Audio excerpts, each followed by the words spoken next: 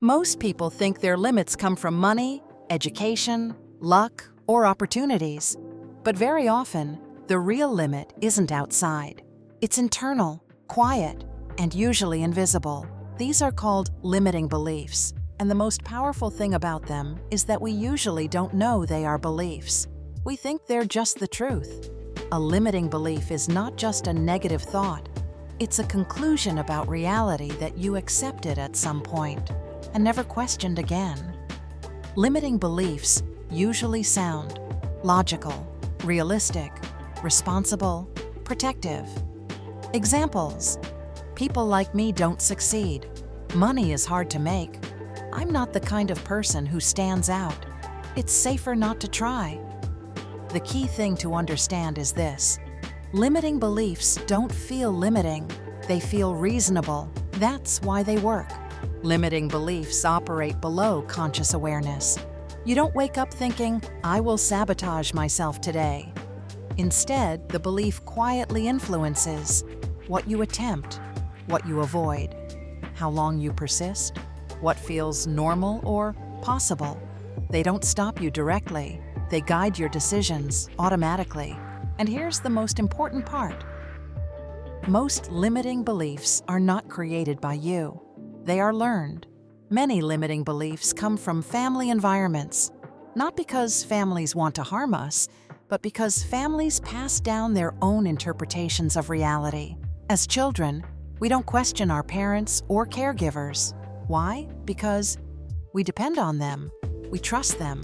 We assume they know how the world works. So when a parent says something repeatedly, the child doesn't hear an opinion. The child hears a rule about reality. Examples: money doesn't grow on trees. People like us have to struggle. It's better to be safe than sorry. Don't get your hopes up. Success comes with suffering. You shouldn't dream too big. None of these statements are necessarily evil. Many are said with love, protection, or fear. But here's the problem: a belief can be well-intentioned and still be wrong. Parents are human. They speak from their experiences, fears, and limitations. And children absorb those messages unfiltered. Beliefs learned in childhood feel stronger because they were formed before critical thinking. When a belief comes from family, it carries emotional weight: loyalty, belonging, safety. Questioning the belief can feel like betraying your family, rejecting where you came from, becoming different. So many people don't challenge these beliefs. They don't even notice them. They just say, "That's how things are." Years later, the belief shows up as behavior, not as a sentence, but as patterns. For example, you hesitate to try something new. You stop too early. You avoid visibility. You choose comfort over growth. You wait for certainty that never comes. You might say, "I'm just being realistic. I'm not that kind of person. I don't want to disappoint anyone." But often, it's not realism. It's an old belief still running the system.